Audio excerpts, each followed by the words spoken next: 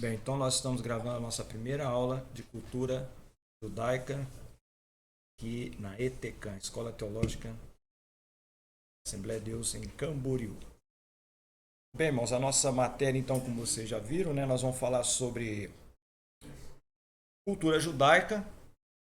Nós já tivemos sociologia do Antigo Testamento, que algumas coisas vão bater, e nós vamos falar de família, nós falamos das questões sociais. Quem já é aluno mais antigo, né? Tem alunos mais novos que não viram nada, então vamos começar a ver. Então, para quem já viu, nós já vamos falar algumas coisas sobre as moradias, nós vamos falar sobre alimento, quais são as frutas, o que é que a Bíblia queria dizer quando dizia que eles comeriam da gordura da terra, né? O que é a gordura da terra? Por que a terra que emana leite e mel? Que mel é esse? É mel de abelha? O que será? Né? Então não faltem as aulas, que muitas coisas interessantes serão desvendadas. E outras cositas más, né? Samuel tá aí, chegou aí também. Irmão ali, varão, bênção. 29, o varão ali também. Tranquilo? Bênção. Então vamos lá? Vamos dar início? Eu vou estar com o meu livro digital aqui, que o meu, infelizmente, esqueci em casa, mas eu estou com ele aqui digital. Vamos falar primeiramente sobre a moradia judaica, né? Já botei até uma telinha aí. Mas o MacGyver não veio hoje, né? O MacGyver saiu o comando para abrir isso aqui. Alguém sabe o comando para abrir isso aqui? Esse aqui vai. Então, nós vamos falar sobre moradias dos tempos bíblicos. Quando a gente fala moradia do tempo bíblico, claro que na época de Jesus algumas coisas mudaram com relação às edificações. Mas se você tiver a oportunidade de fazer uma viagem para lá, como nosso querido reverendo Manuel já esteve lá, e quase filho da terra lá de Israel, né, Manuel? Quantas vezes você foi lá? Uma? Ah, então tá bom. É que eu já dei aula para não era você não, já tinha ido várias vezes, né? Já tinha ido várias vezes. Mas tem um pessoal que gosta, né? Se eu pudesse também iria, mas não fui nenhuma não, né? Mas vou, se Deus quiser. Mas se você fizer uma viagem para lá, você vai ver que na realidade não existe nenhuma moradia da época de Jesus. O que você vai encontrar lá são ruínas. Às vezes pode ver alguma coisa parecida que foi restaurada, né? Mas na maioria das vezes nós encontraremos ruínas. E é bem interessante se você for em cidades tipo Jericó, Nínive, que foram cidades amaldiçoadas pela Bíblia. Betsaida, que mais? Qual outro foi? Qual mais foi? Corazim. Então foram cidades que foram amaldiçoadas por Jesus, inclusive. Jericó foi amaldiçoada não a cidade. Quem tentasse reedificá-la, né? Aí teve na história lá alguém que tentou reedificar e os dois filhos dele morreram, né? Os dois filhos morreram. Estou lembrado agora o nome do rei. É parecido com isso daí. Foram os dois filhos. Um morreu com uma pedra que caiu, né? E o outro na edificação, A primeira fundação do exatamente. Portão, quando botaram os portões. Isso. Caiu em cima do camarada, né? Olha só, maldição, né? Outra cidade que foi amaldiçoada também e foi destruída com fogo e enxofre. São 5, né? Sodoma, Gomorra, tem mais umas 3 lá, agora não lembro o nome. São 3, tá? Então, quando perguntarem para você cidades que foram destruídas com Sodoma e Gomorra, foram 5, tá? Para Cinear também, né? Cinear. Então são 5 cidades, tá? Então não é só Sodoma e Gomorra, são 5 cidades. É igual aquela questão, quem que saiu do Egito, dos que estavam no Egito, quantos chegaram na Terra Prometida? A gente já vai, Josué e Caleb. Não foi só Josué e Caleb.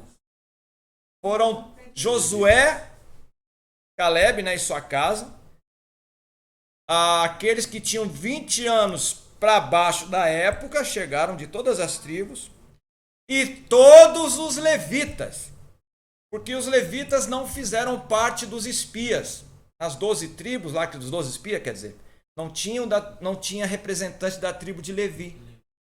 Porque a maldição foi colocada, uma maldição de não entrar, né? Exatamente porque trouxeram uma mensagem negativa. Enquanto Josué e Caleb disseram, não, vamos tomar a cidade, o Senhor é conosco. Aí a gente vê até a perspectiva, aos nossos olhos, eles eram como gafanhotos, ou seja, eles estão vendo a perspectiva de Deus. E os outros viram numa perspectiva o contrário. Ah, eles vão nos matar como se fosse gafanhoto. Viu? A perspectiva é que muda, né? Aí houve então a maldição, exatamente, eles não entraram na Terra Prometida, esse de 20 anos para cima, e nem eles, nem seus representantes, nem os seus descendentes de 20 anos para cima, porque não tiveram fé, eles trouxeram sedição, trouxeram confusão, mas Josué e Caleb, os levitas e os de 20 anos para baixo entraram, senão não ia entrar ninguém, né, irmão? Então tinha que ter um povo lá para entrar. Então nós vamos começar falando sobre as moradias, né? Agora, olha só. Logo no início do livro aí já fala alguma coisa bem interessante, né? Em meio aos ruídos, aromas e cenas domésticas de suas modestas moradias, os judeus do primeiro século de nossa era levavam uma vida tranquila com muito aconchego familiar. O pão era assado em forno de barro, os tios tocavam seus instrumentos na área e à noite as casas eram iluminadas pela luz mortiças das lamparinas de azeite. A vida familiar era caracterizada por muitas atividades de carinho e regida por tradições sólidas. Então tem aí no livro de vocês, tem aí uma vilazinha, né? Vocês estão vendo, as casas são praticamente mais ou menos iguais, aquelas casas com tetos retos. Geralmente o teto era feito de madeira ou madeira forrado com barro e capim. Por isso que agora a gente vai entender também como foi fácil lá naquele milagre do paralítico que foi colocado pelo telhado, né? Jesus estava na casa, a casa estava cheia. Daqui a pouco ele está pregando, está vendo lá cair pedaço de caco de telhado não, de barro lá do teto, né? Do estuque, e daqui a pouco ele viu a cena lá de um paralítico descendo no meio do telhado. Era fácil de tirar o telhado, né? Geralmente, quando o camarada era mais abastado, ele tinha na parte de cima um lugar de refeição chamado de cenáculo. A gente vai ver isso muito no livro de Atos dos Apóstolos, a palavra cenáculo. A Santa Ceia, quando Jesus celebrou a Santa Ceia, né? A última, né? A última Pascal. A primeira ceia com o grupo, mas a última refeição, né? Vamos dizer assim, porque ceia na realidade é um jantar, né? A palavra ceia vem de jantar. Lá em Atos dos Apóstolos, Coríntios mesmo, quando a gente vê lá os irmãos celebrando a ceia, vocês veem que a ceia era mais ou menos um jantar, né? Eu até falei em uma outra ocasião, mas vamos repetir porque tem gente nova aqui. Que era chamado de agape. Essa reunião era chamada de agape, ou refeição do amor. Como é que funcionava? É como se fosse aqui a gente da classe, marcássemos um dia, um final de semana, e disséssemos assim, ó, o Felipe traga uma costela lá de boi, a irmã traga lá um pavê, a irmã traga um arroz, fulano ali traz a lentilha, né? Mas empadão lá não tinha, né? Traz lá o baba ganoush, né? Outra traz o tahine, outra traz o pão árabe, né? Aí naquela noite, ou naquele dia, aquela tarde, seja lá, a gente se reunia, fazia aquela janta, e no meio do jantar tinha um pastor, pastor, presbítero, ministro, episcopo, bispo, é tudo a mesma coisa, tá? Presbítero, pastor, ministro, bispo, ancião, presbítero, é tudo a mesma coisa, tá? Claro que cada um tem uma... No caso aqui tem todos que têm a mesma função. O presbítero, ele tem a função de ensinar. Tá? Então, geralmente, esses homens estariam ali naquela reunião e no momento ele pararia, como Jesus fez na ceia, pegou o pão, partiu e disse: "Esse é meu corpo que é partido por vós, fazeis todas as vezes em memória de mim. Esse aqui é o cálice do Novo Testamento, meu sangue, fazeis todas as vezes que beberdes em memória de mim." Aí o apóstolo Paulo vai repetir, vai replicar isso lá em 1 Coríntios capítulo 11, versículo 23 em diante. Mas é bom que se leia do capítulo 11, do versículo 1 em diante, para você entender por que ele está dizendo lá que quem é que não discerne o corpo do Senhor. Porque tinha irmãos que iam para essa reunião e bebiam antes e celebravam a ceia bêbados, não tendo discernimento do que estavam fazendo. Uns 3 versículos antes está escrito que eles estavam bêbados, embriagados. É que a gente costuma ler do 23 em diante. Então, essa questão de comerem, beberem indignamente, não discernindo, por quê? Porque uma pessoa que está fora das suas faculdades mentais, do seu juízo, ela vai celebrar de qualquer maneira. Mas não, a gente quando celebra a ceia, quando a gente pega aqueles elementos, a gente faz uma reflexão. Eu entendo, tá? Armando Taranto, entendo que eu não tenho ingerência para impedir ninguém de tomar ceia, a não ser que eu saiba algo gritante, que é algo notório de todos, mas eu não posso impedir, porque isso é uma coisa de você com Deus. Entenderam? Eu entendo assim, tá? Eu não estou dizendo que isso está na Bíblia, eu entendo assim. E a Bíblia não dá nenhuma outra ordem para impedir que alguém tome ceia. Nós temos na história, sim. Na história da igreja nós temos o Calvino, o nosso Calvino, João Calvino, que deu início ali ao movimento calvinista. Ele... Não é heresia, não, é sério. É história.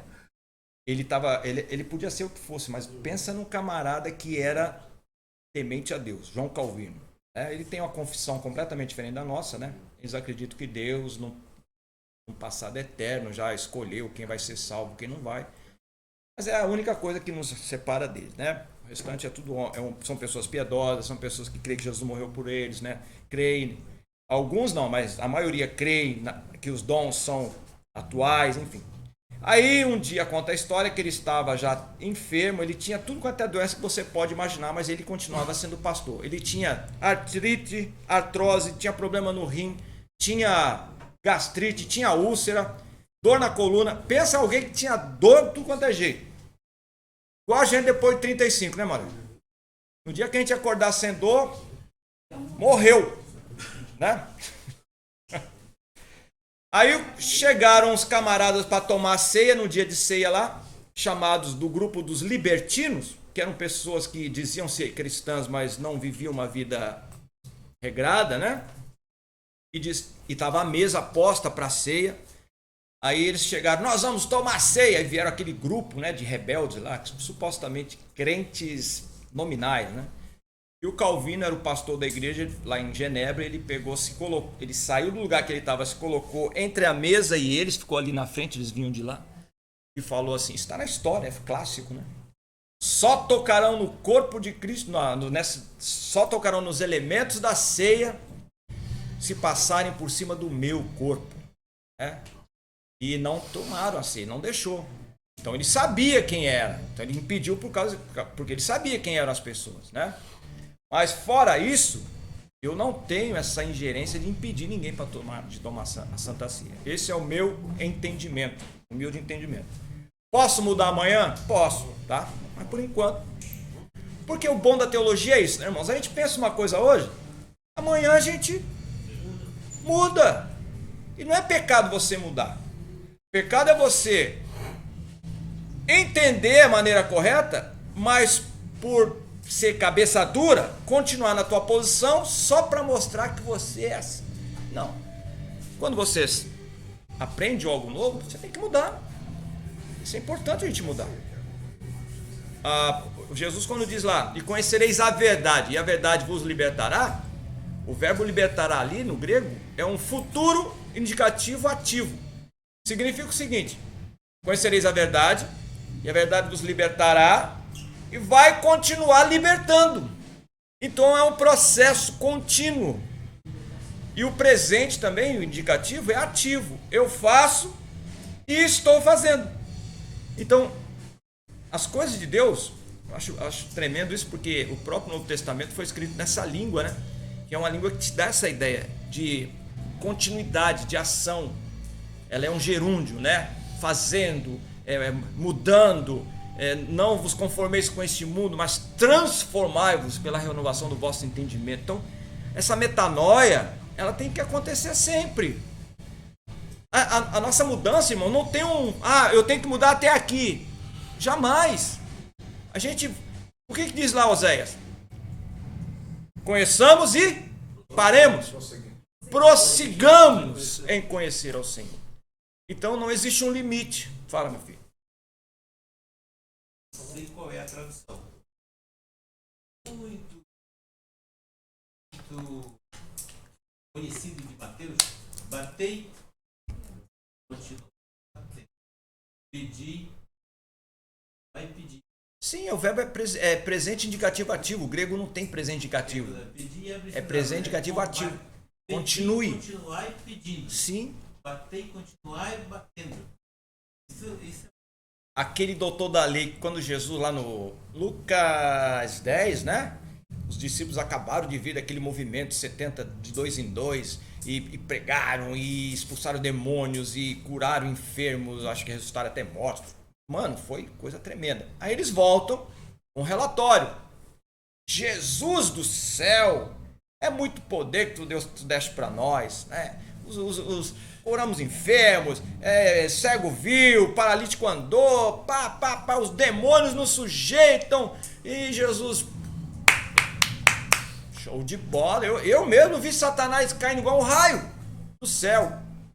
Mas daqui a pouco, Senhor, terra, não ficai alegres porque os demônios vos sujeitam, antes porque vosso nome está escrito no livro da vida. Aí, ato contínuo, vem um religioso, tá ali, e ele pergunta: Senhor, ô mestre, Rabi, o que eu preciso fazer para ter a vida eterna? Meu irmão, o camarada é doutor da lei. Se ele não sabe o que tem que fazer para ter a vida eterna, mano, pendura a chuteira. Para quem vai fazer uma pergunta imbecil dessa, né? Mas é porque ele queria tomar uma lapada, né? Aí Jesus falou assim: bom, amigo, você lê a lei, você não estuda a lei? O que você entende dela? Uma coisa você lê. O que entende? Você lê? Sim, leio. O que diz lá?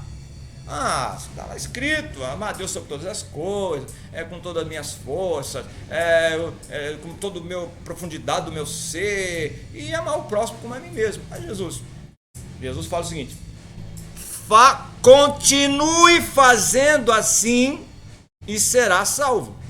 O verbo ali, continue fazendo.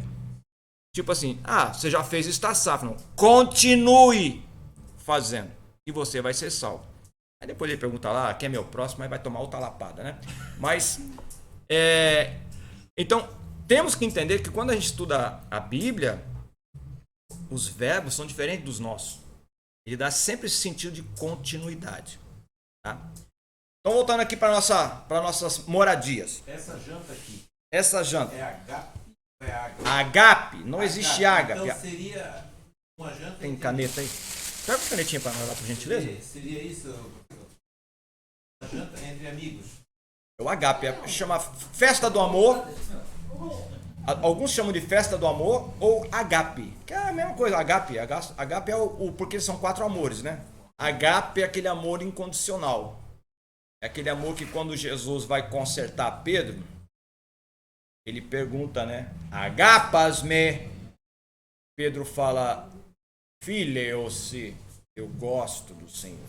Ele usa outro verbo, né? Amar, mas amar... É aquele amar 1,99, né? Aí Jesus pergunta... Obrigado, filho. Olha ele aí. Ih, canetinha nova. Rapaz, só porque eu cheguei agora, né? Bom. Só porque eu cheguei agora. Aqui, ó. Agape. Agape. O grego é assim, ó. H. É no G. Tá? Agape. Vai ter aula de grego de novo aí, tá? Depois vocês... Quem foi meu aluno da outra vez aí? Aí, ó, os hereges. Tá? Todo herege que se presta tem que saber, viu, Samuel? Tem que saber grego. Aí vai fazer uma heresia grega, né? Mas então, ela não é menos importante a ceia porque é um jantar, tá? Só quero deixar bem claro. Ah, não é ceia. Qual a diferença? Ceia, se você for lá na Espanha, eles vão... Vamos comer la cena. A cena é a ceia. Lá italiano é la cena. É a ceia. Ceia é a janta. Tá? Então a gente chama de ceia porque a gente pega emprestado lá do Novo Testamento, Atos dos Apóstolos, principalmente capítulo 20, a última viagem missionária do apóstolo Paulo, que ele passa na cidade de Troas e está celebrando, ele está pregando a palavra lá. E aí, como é que tá? Ele está celebrando, pregando a palavra, só que já era meia-noite e o Paulão está pregando ainda. E era dia de ceia, que era o primeiro dia, era dia da comunhão. E o menino senta na janela, porque não aguenta aquele calor lá dentro. E o que acontece? Pum! Ali era de madrugada já. Então era um domingo para segunda. Então, ceia não é menos importante porque é um encontro, pode ser uma janta, um almoço, tá? Pode ser em qualquer momento. Jesus celebrou na hora da refeição. E nós vamos ver o que Jesus comeu lá também, mais para frente, né? O que era aquele bocado molhado? Essa aula é importante, que muitas dúvidas serão tiradas, né? Ok, a casinha aí, já vimos, né? Uma casa por dentro, geralmente uma casa da Palestina, ela tinha geralmente uma porta e uma janela pequena, tá? Era uma porta e uma janela pequena. Falamos sobre os telhados planos, né? A maior parte das atividades diárias dos israelitas era ao ar livre. Então a casa para eles era apenas um abrigo, um local para se fazer as refeições e dormir. Jesus amado. Jesus está voltando mesmo, irmãos. Então, o conceito de casa na época de Jesus e antes, né? Não era igual a nossa, né, irmãos? O pessoal não ficava muito tempo em casa, porque, a não ser as mulheres, né? Mas os homens, principalmente, os meninos, eles ficavam mais do lado de fora. A casa era mais um local para janta, se fosse o caso. Mas mesmo assim, algumas casas, nós vamos ver aqui, ela tinha um lugar próprio para isso, quando não era o cenáculo. Mas na mesma casa, quando era casa de pessoas humildes, na mesma casa, os animais dormiam juntos. Você sabia disso? Eles faziam tipo um tablado, um mezanino, eles dormiam em cima, e embaixo dormia lá os cabritos, vaca, jumento ali, claro, tinha poucos animais, né? Dormia com uma boiada assim, né? Quem tinha pouquinho animal, né? Então, dormia ali um cabritinho, 3 ovelhinhas lá, alguma coisa do tipo, tá? Então, geralmente a casa, se você entrasse numa casa da Palestina da época, né? Você não ia encontrar muita coisa. Não tinha panela de alumínio, não existia isso. Você ia encontrar panela ou de pedra ou de barro, certo? Podia encontrar também pessoas mais abastadas, algum artefato de bronze ou de latão. O ferro era muito escasso. Se você ler na época de Davi, Saul, né? Saul e Jonatas, era tão escasso, tratando-se de Israel, né? Não os palestinos, porque os palestinos já trabalhavam com ferro, mas é triste, dá para fazer até a pregação, né? Acabaram-se os ferreiros de Israel. Só tinham 2 espadas, irmãos, para mais de 500 mil soldados. Só na época de Davi que vão ser fabricadas quase 1.300.000 espadas. Mas na época de Saul e Jonatas, que eram pai e filho, né? Só tinham 2 espadas. Está escrito na Bíblia. E os palestinos, ou os filisteus, que é a mesma coisa, né? Filistines, eles sequestraram os ferreiros de Israel. Dá uma mensagem boa, hein? O pessoal da mensagem, cadê o pregador? Onde estão os ferreiros de Israel, irmão? Olha aí. E quando queriam amolar as enxadas, as relhas, as pás, tinham que pagar pro inimigo. Já pensou um negócio desse? É forte. Senta o manto aí. O manto vai começar a descer, hein? Então, É que diz que da família de Saul eles eram mais arqueiros, né, pastor, naquela época, né? E eles eram mais arqueiros, né? Ativos, né? o arco era uma das armas também, né? Tudo bem, pode ser. Mas ali a espada era aquela para corpo a corpo, né? Tem hora que, na hora que da proximidade, arqueiro não vai servir para nada mais, irmão. Arqueiro é para longe. Pode ver que na história. Ah, tinha, eles olham de tudo. A família de Saul ali, ó. Podia ter um canivete também. Uma adaga. Tá, mas e os outros? Na Segunda Guerra aconteceu algo parecido. Quando a Alemanha invadiu a Rússia, ali na Stalingrado, 1941, pô, imagine só, quase 1 milhão de soldados alemães invadiram. Eles conquistaram 98% da Rússia, olha só. Já estava ganho. Aí o Hitler cometeu o mesmo erro do Napoleão. Invadiu no inverno. Chegou o inverno, meu irmão. Azedou o caldo. Azedou. Mas o russo, eles saíam de dois ou de três, só um tinha fuzil. Eles esperavam o amigo morrer para pegar. Era assim. Era assim. Até hoje você bota lá na internet, esqueci o nome. Tem um pessoal que fica com aquelas caça-metais, né? Eles ficam desenterrando o cara morto lá. Você já viu? Você já viu? Aí veio o cara lá soltar a caveirinha, claro, né? Caveirinha com aquela farda, tudo já comida, poída, né? É. Então era assim. Então, talvez lá na época do Saul fosse assim também. Tinha arco, tá, tudo bem. Mas era uma outra modalidade. Quando tiver. O arco é pra longe. Chegou perto do inimigo, acabou. Tem que ter espada, né? Vai fazer o quê? Com relha não dá. Então, dentro de uma casa você encontrar um forno. Esse forno podia ficar dentro ou fora. É um forno de barro. Depois nós vamos ver como é que eles faziam os pães, né? Geralmente. É um forno a lenha, claro, né? Elas faziam. Ela pega a massa assim, o forno é meio que cônico, né? E ela pega aquela massa crua. Tem uma maneira de fazer assim. Elas botam por dentro do forno e fica colado na parede. Quando o pão cozinha, ele solta. Legal, né? Não sei quem já comeu pão árabe lá? O pão árabe, ele. Aqui vem no supermercado da Wikibold, né? Tem uns pães árabes. É um árabe, né? Brasileirado. Mas parece, é bem parecido. Lá no Rio, em São Paulo, tem pão árabe, porque lá tem muito árabe, né? Eles lá tem padaria árabe, desse padrão aí, é mais parecido. Mas geralmente quando você compra pão árabe, ele tem cinza em cima. Por causa disso, tô falando pão árabe mesmo. Esse daí esse é mecanizado, né? É diferente. Inclusive na hora eu vou. Quem já comeu tahine aqui? Tahine? Quem já comeu? Nós vamos fazer aqui uma degustação. Nós estamos falando daqui da árabe. Depois nós vamos trazer uma tahine, um pedaço de pão para vocês experimentarem. É uma comida árabe. Um rapaz trouxe para mim, um irmão trouxe para mim lá do Líbano. Que a marinha deixou o navio lá 1 ano. E ele trouxe para mim. Aí eu vou trazer. Oi? Shawarma. Tem também. O shawarma também. Shawarma, né? O Brasil já tem tudo isso aí porque nós temos uma influência de muitos árabes. Outro detalhe interessante. Você sabia que no Brasil tem mais libanês que no Líbano? Sério? No Brasil tem mais libanês do que no Líbano. Dá mole pra eles aqui. Porque o Líbano é pequenininho, né? Hã? Não pode. O Michel Temer enfrentou 4 navios, né? No último ano do mandato dele. 1.800.000 vieram pra cá, né? Sírios, né? No caso ali, né? Sírio ou libanês que vieram? 4, 5.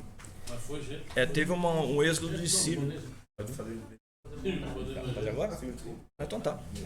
Pessoal, Pai do Senhor, estava ouvindo a exposição do professor, eu já pensei numa perspectiva de perigos da cultura do desarmamento, né? É verdade? A gente quer aproveitar essa oportunidade, esse espaço, para trazer ao conhecimento dos irmãos a mais recente obra lançada pelo professor Dr. Armando Taranto, né? Pobres Prósperos.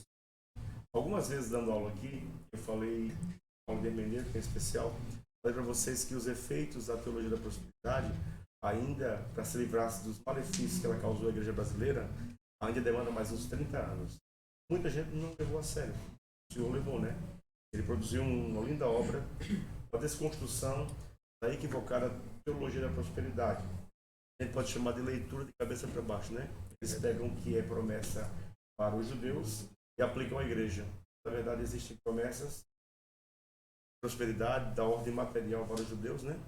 E na igreja são da ordem espiritual, que não será. Mas eu já dei uma lida ali nos 3 capítulos, não todo o livro, né? Para correr os olhos, algumas coisas, muito bem escrito. Nós queremos com alegria lançar aqui também.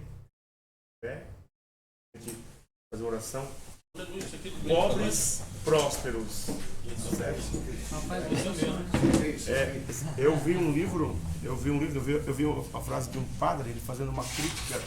Não há nenhum problema em ter dinheiro. A gente tem que ter dinheiro, tem que buscar dinheiro. O dinheiro por tudo responde. Mas a frase que eu ouvi dele foi: há pessoas que são tão pobres que a única coisa que tem é dinheiro. Isso é real.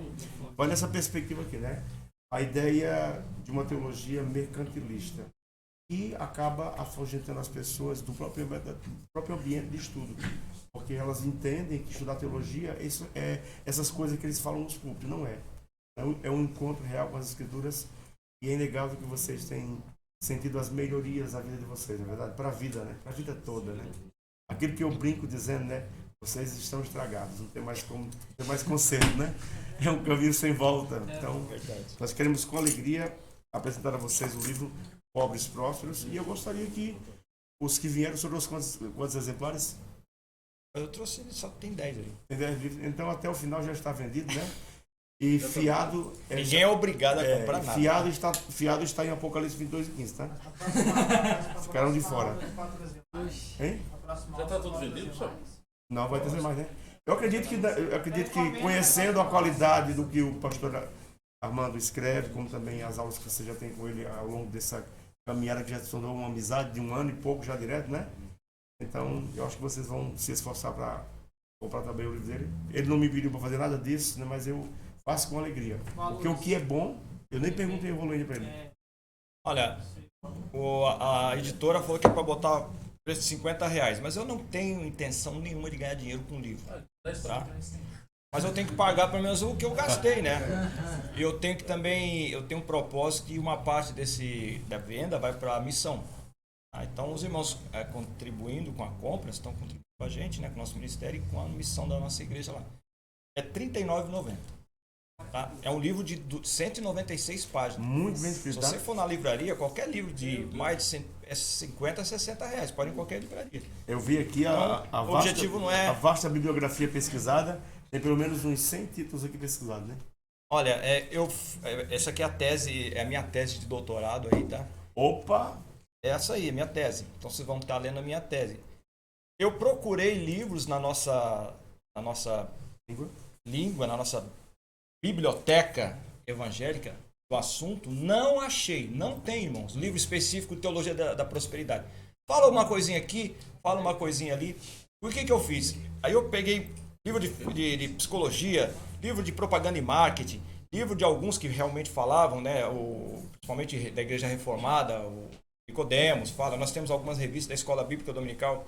Veja a importância da revista da Escola Dominical. Tem citação de revista da Escola Dominical aqui.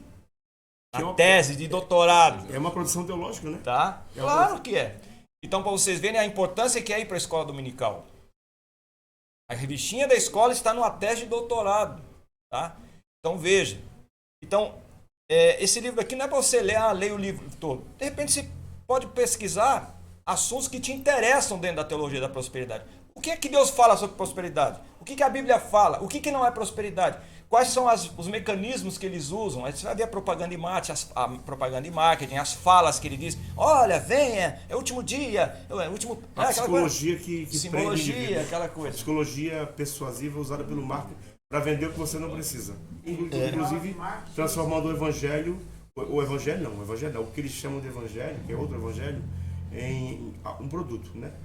E tem a origem da teologia da prosperidade. Onde começou isso? Quem foi que teve essa ideia louca aí?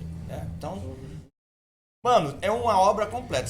O Caio Fábio disse que foi o diabo, porque ele disse foi o diabo que tudo isso te darei se prostrar e adorar. Mais ou menos por aí. Mais ou menos. Vamos orar então, agradecendo a Deus por essa obra.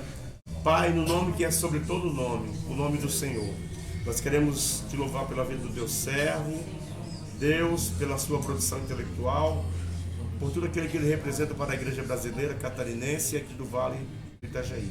Nós queremos te pedir, Senhor, venha abençoar, Senhor, que esse livro chegue a muitas mãos e que almas famintas e corações sequiosos de conhecimento legítimo e bíblico venham lê-lo, como também, Senhor, o Senhor venha desconstruir todas as teias de engano e de erro que tantos males causaram, Senhor, já à igreja brasileira. Nós queremos abençoar, Deus, esta obra e abençoar o autor desta obra. Nós, como igreja aqui reunidos, nós declaramos sobre a vida e o ministério do pastor Armando Taranto paz, prosperidade e longevidade. E quem crê e concorda diz amém. Amém. Amém. Obrigado. Esse aqui meu já está. Obrigado. Prosperidade. Então vamos lá. Posso comprar já? Lá no café a gente. Na hora do. Vamos continuar aqui. Falta só meia horinha, a gente vai tomar um café aí. Tá tendo café aí? Água? Toma água. Vamos lá. Olha aí. Eu falei sobre a casa que tinha um mezanino que os animais moravam juntos, né? Aí a gente vai entender também quando Maria e José procuraram um lugar na estalagem e não encontraram, né? Mas acharam um lugar no... Os animais dormiam, de repente, tá? Pode ter sido uma casa assim, não tem lugar aqui, mas se quiser ficar ali embaixo com os animais, né? Aí fizeram aquela coisa romantizada, né? Maria, aquele presépio, né? Maria, José, o boizinho olhando assim. Aí tem até quem diga, ela faz a aplicação de Isaías, né? O boi conhece o seu dono, mas o meu povo não conhece, né? Comparando o judeu que não conhece a Jesus, né? Mas enfim. Tem aquela vaquinha de presépio, já viu que ela só fica com a cabecinha assim, né? Então é bem interessante, ó. Pode ter sido uma casa dessa daí, né? Prosseguindo. Então nós falamos sobre os telhados. Oi? Falamos sobre os telhados planos, né? Ao se construir uma casa, o telhado, que praticamente era a sala de estar, recebia certos cuidados especiais. O encontro de Jesus com Nicodemos foi num lugar provavelmente assim, à noite, né? Quem já viu shows ainda, agora acho que todo mundo já está vendo shows aí, né? Viram ou não? Quem não viu ainda? Pra mim, eu não vi essa nova temporada, mas pra mim ainda continua sendo o encontro de Jesus com Nicodemos, aquela mais bonita, né? Viram não? Conhece?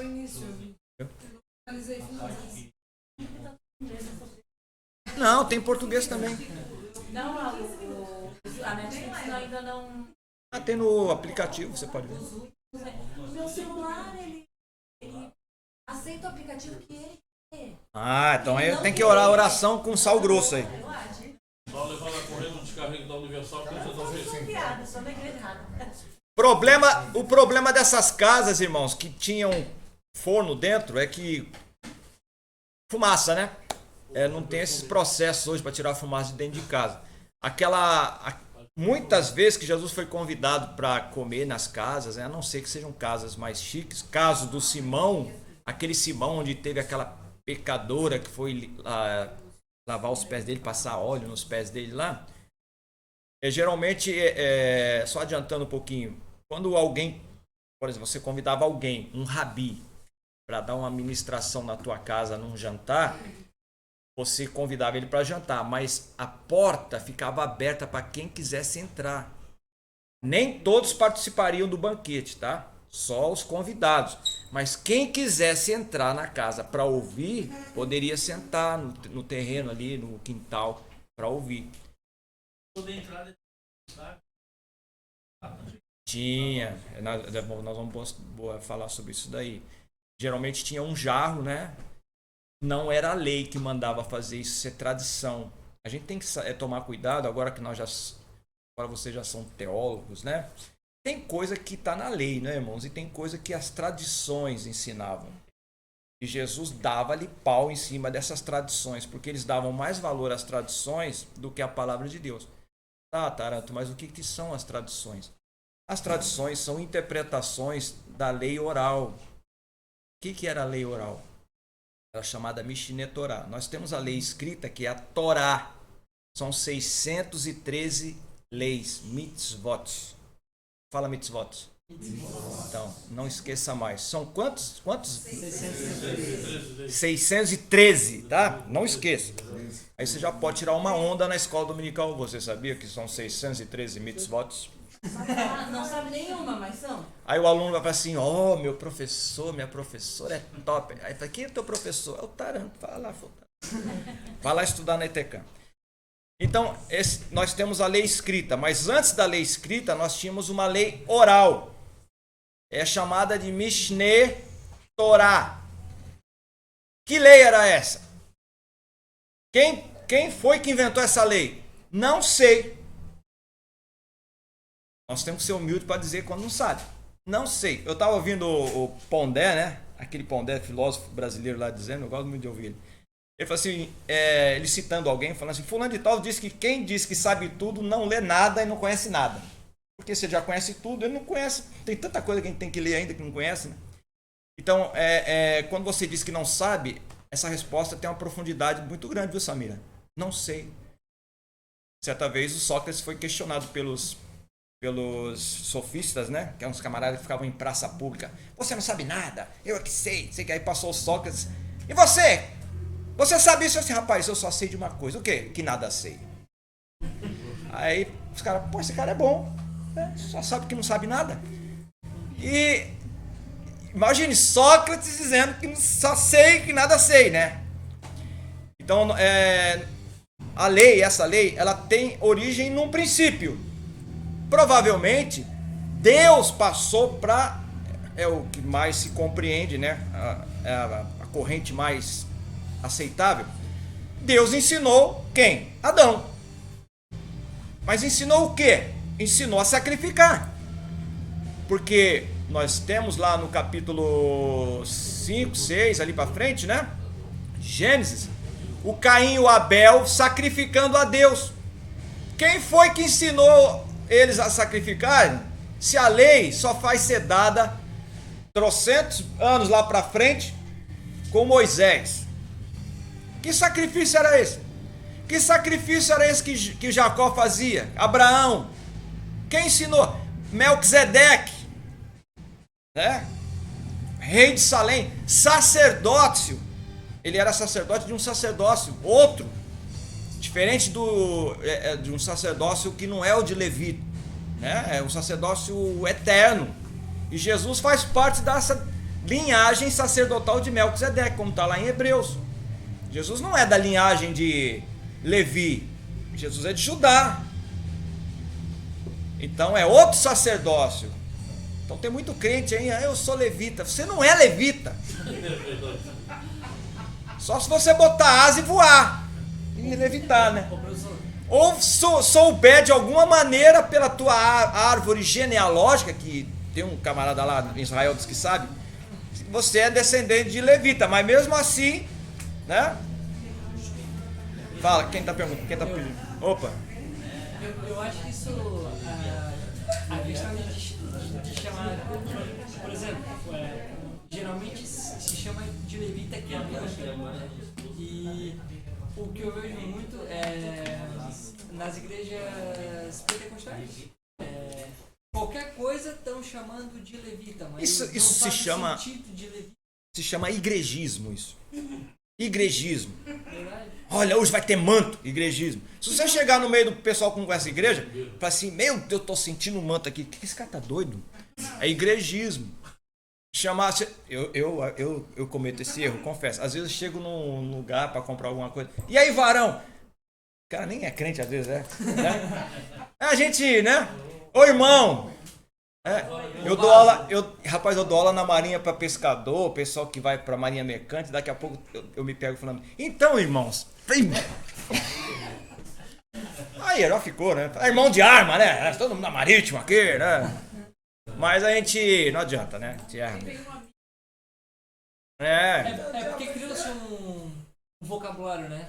Então, é o igrejismo, levita, varão, varoa, varunca, varela, né? Essas coisas tudo aí. É, manto. Mas o pior de tudo é no telefone. Ah, Vai desligar, a pessoa nem é nada. ah. Tu nem conhece a pessoa. Ah, senhor. Ah, também não, mas a pessoa tá bom, não tem problema não. Você tá, jogando, tá impetrando uma bênção, né, na pessoa. Então, Pastor, e a parte de saneamento básico da Pois é, é verdade. é igual é na roça, é fora. Não tinha saneamento, né? Não tinha saneamento.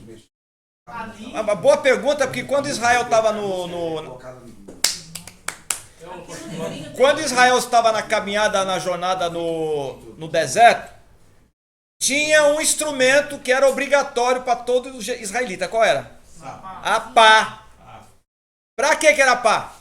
Pra cada um fazer o seu banheiro. Não, irmão, seja mais fino, irmão. Que coisa mais bruta. Cada um fazer o seu banheiro. Era pra colocar os dejetos. É o dejeto. É os dejetos. Depositar suas Seja necessidades. varão. Voltasse, nego. Fala assim, não. Quase. Isso aí expõe você. Eu falo assim. Ele vai fazer suas necessidades. Fazer o número 2, olha que coisa fofinha. Fazer o sólido, né? Sim, é isso aí. Então tinha que levar a pá para enterrar os excrementos lá. Por quê? Olha só. Faz parte dos 613 mitzvot, que são as leis sanitárias. Nós temos leis morais, leis sanitárias, leis dietéticas. O judeu não pode comer qualquer coisa. Ele tem uma comida kashrut, kasher. Ele não pode comer a carne cozida no leite. Strogonoff esquece, se você for judeu. Não pode. A não ser que você coma a carne agora e tem que esperar 6 horas para tomar um copo de leite ou tomar um sorvete. Não pode misturar. Eles acreditam que se você tomar nesse espaço menor que 6 horas, é a mesma coisa que tivesse misturado. Tem que esperar fazer a digestão. Não pode comer camarão. Judeu não come camarão. Em Itajaí não tem judeu, né? Não pode. Marisco não pode comer. Lagosta, não pode comer caranguejo. Não pode comer bagre, dourada, tudo peixe de couro, não pode comer. Cação. Mas o bagre, se a gente soubesse, Mas eu não gosto de bagre. mas não comeria mesmo. Se soubesse, Não, é muito ruim. bagre Quem perguntou aí? paga no jeito. Sim, só para terminar aquela questão da lei oral. Então, irmãos, essa lei oral, ela nunca tinha sido escrita. Aí ela vem vindo, aí chega na época de Moisés. Já tem a lei oral. Aí Deus dá a lei escrita. Aí tem 2 leis. Tá entendendo? Tem a Mishneh Torah e a lei. Aí Israel vai para o cativeiro, na Babilônia. Aí alguém iluminado, um Aeon lá, descobre que, rapaz, por que a gente não escreve essa lei oral? E eles escrevem. Eles escrevem o Talmud de Babilônia. E ali vai ser escrito, então, o primeiro Talmud, que é o Talmud de Babilônico. Qual que é o primeiro Talmud?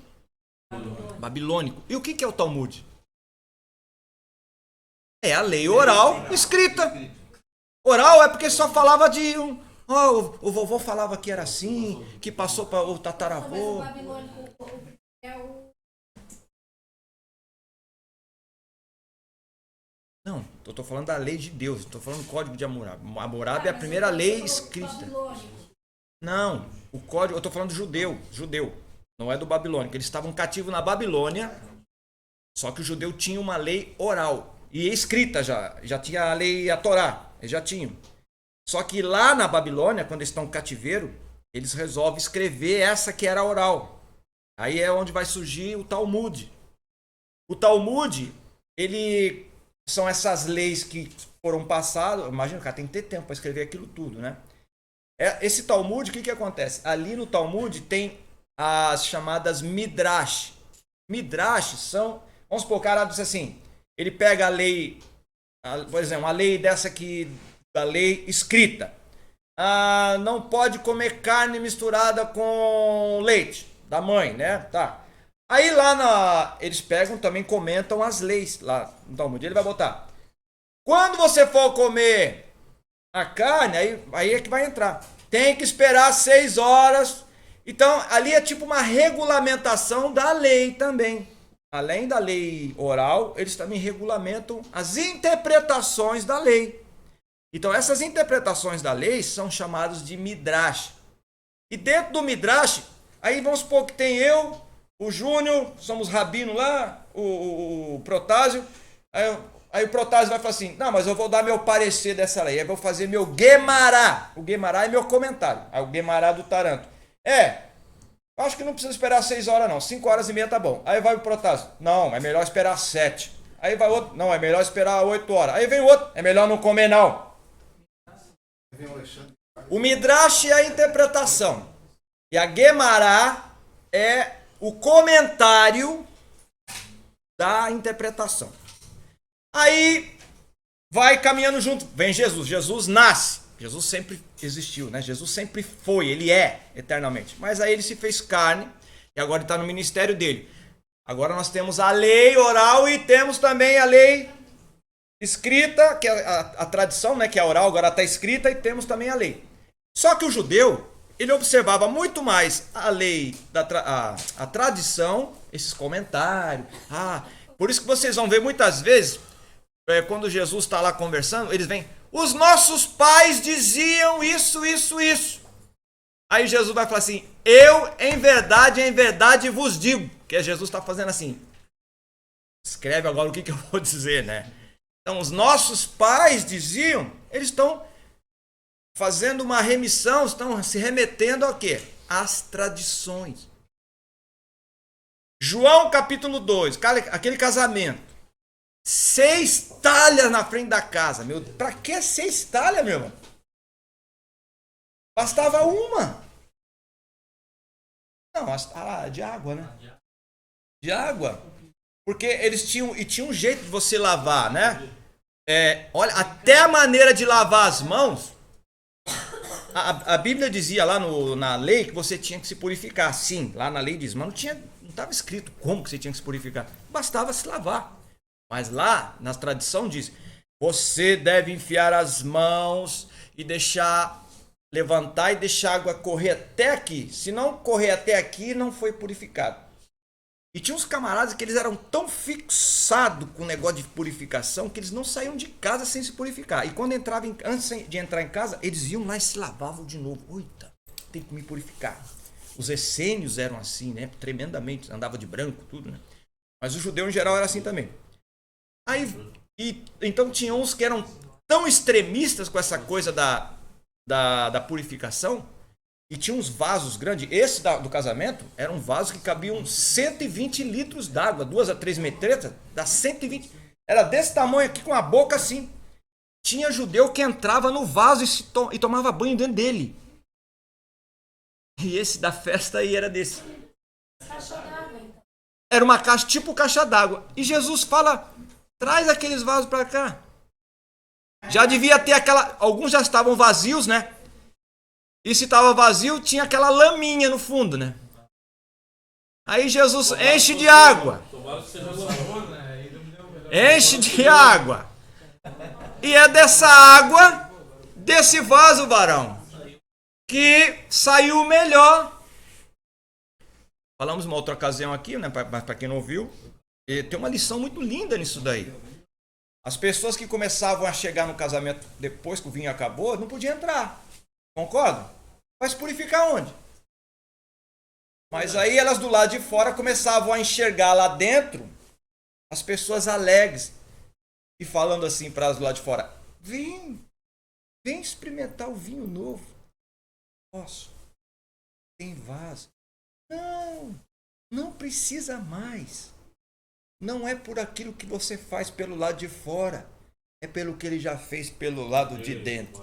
Eita, meu pai do céu. É monte ou não é monte, meu irmão? O Varão lá tá só, olha a cara dele. Ele Ele já tá anotando tudo ali, Ele Varão. não tá nem piscando, ele nem pisca. Não, mas Só é um pouquinho de água, só. tremendo, irmãos, né? Então Jesus usa exatamente instrumentos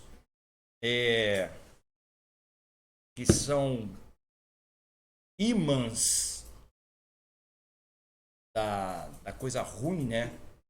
E transforma num vinho novo de realização de coisa nova. Ele transforma sentimentos ruins, amargos em alegria. Usa elementos que sempre foram utilizados para te oprimir como algo libertador agora. Essa coisa. Não tem um porquê. Mas a gente podia ficar até amanhã trazendo aqui lições, né? Então a lei não mandava botar isso, mandava se purificar. Mas aí o o Talmud, as Midrash e as tradições, então, impunham esse monte de coisa. Tantas vezes os discípulos passaram no meio da plantação, onde está comendo espiga. Não era milho, não, porque lá no Oriente não tinha milho. O milho é do México, tá? O milho vai para lá depois. Eles comiam espiga de trigo. Era alguma outra espiga, não era de milho, não, tá? Milho. É igual frutas que tem aqui no Brasil, que não são do Brasil, vieram de fora, tá? Se eu não me engano, até a jaca vem da Índia. Ela lastrou aqui, né? Parece que sim. Banana veio lá A banana não era daqui. Não, banana vem lá daquela região lá da Indonésia. A África também tinha, né? Mandioca, inhame, essas coisas sim. Mas tem fruta que ela se adaptou aqui, mas não era daqui. Né? Abacaxi, não sei. Mas o milho eu tenho certeza que não era de lá. O milho é daquela região do México. Depois foi levado para lá. Né? O café não era daqui. O café é da Etiópia. Só que encontrou terras férteis aqui. O café no Brasil, inclusive, é um dos melhores do mundo. Né? O cacau já tinha aqui. O cacau aqui, já na América do Sul todo. O melhor chocolate que tinha. Quem inventou o chocolate foram os astecas, né?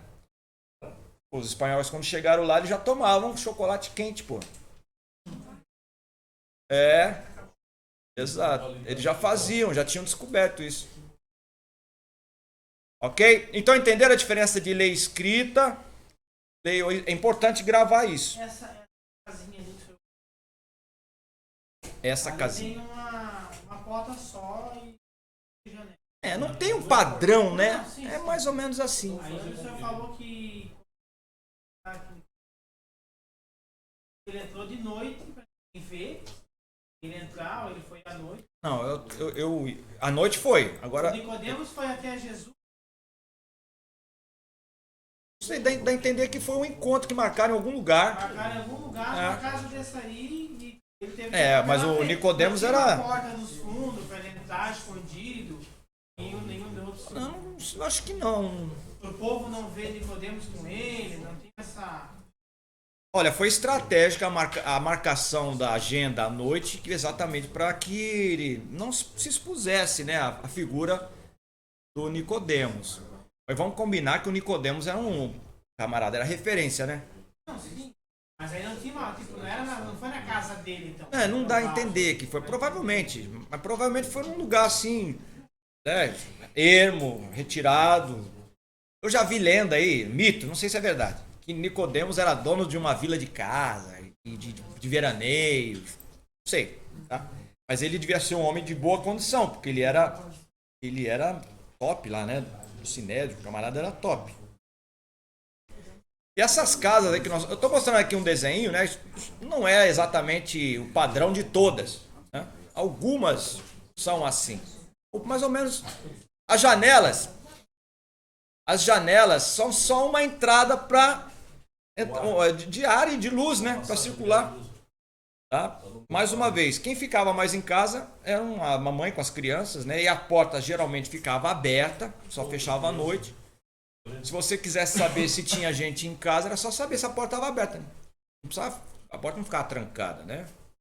Fala, minha irmã.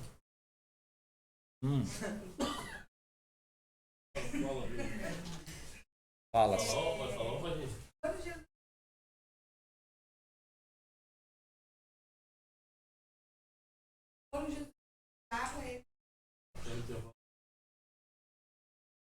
a esponja,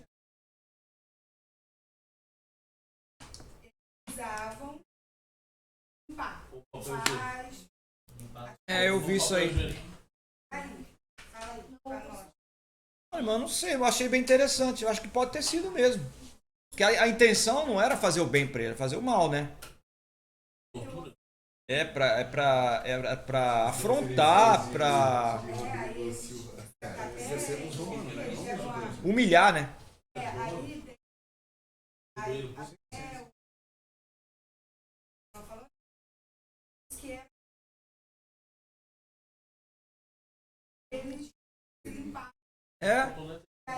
Os romanos usavam isso nos banheiros, Isso.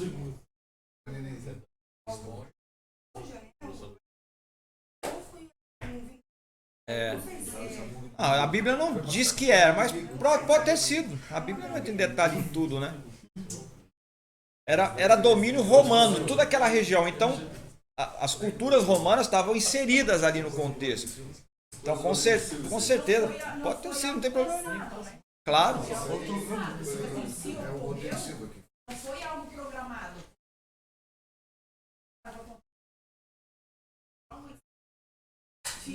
Devia ter um banheiro público ali próximo mesmo. É heresia de Rodrigo Silva isso aí.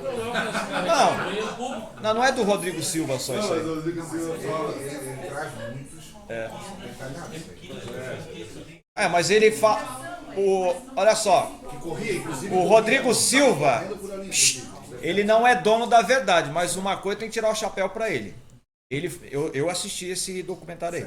Ele falou e mostrou próximo lá que tinha um banheiro desse aí. Ele mostrou que tinha um banheiro público lá. Então não tem dificuldade nenhuma de ter isso aí, não tem problema. Mas foi mesmo? Não sabemos, mas pode ter sido. Não vai mudar em nada, né? O que vai mudar pode ser o sentido seguinte: foi uma humilhação muito maior que fizeram para Jesus, né? Outra coisa também que eu quase não vejo comentar é sobre aquele vinho misturado com mirra que deram para ele beber. Aquilo ali era uma droga. Você sabia? Que eles davam pro pessoal quando tava...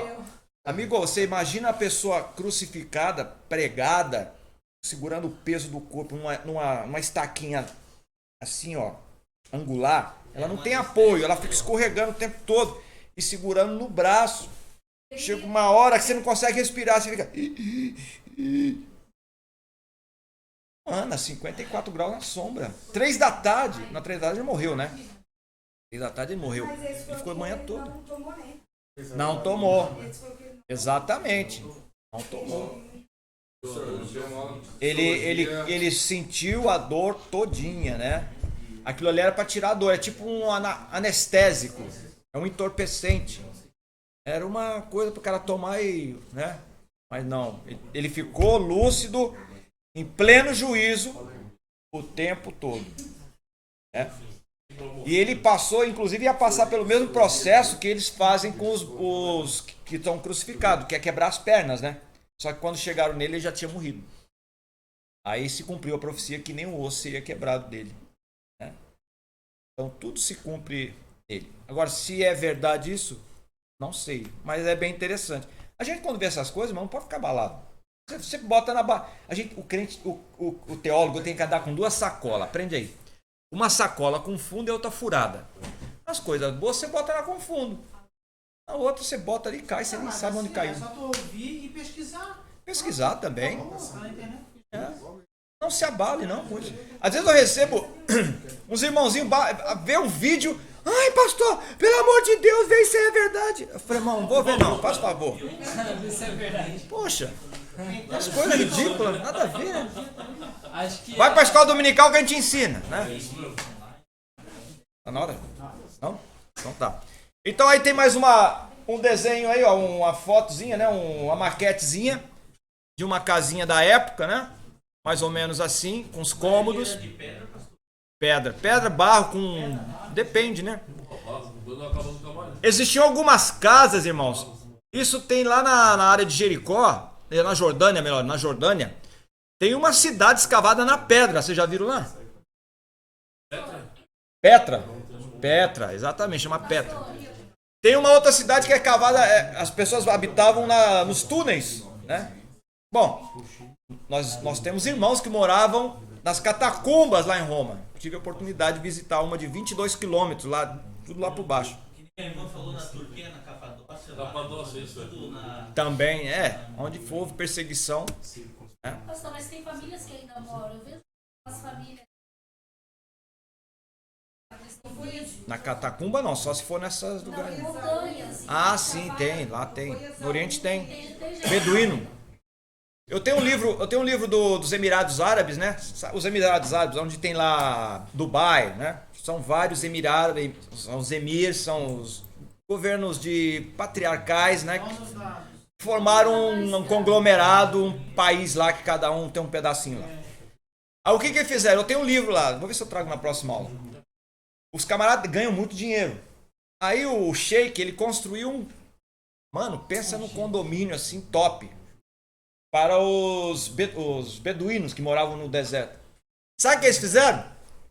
Eles pegaram o apartamento e deu para cada família.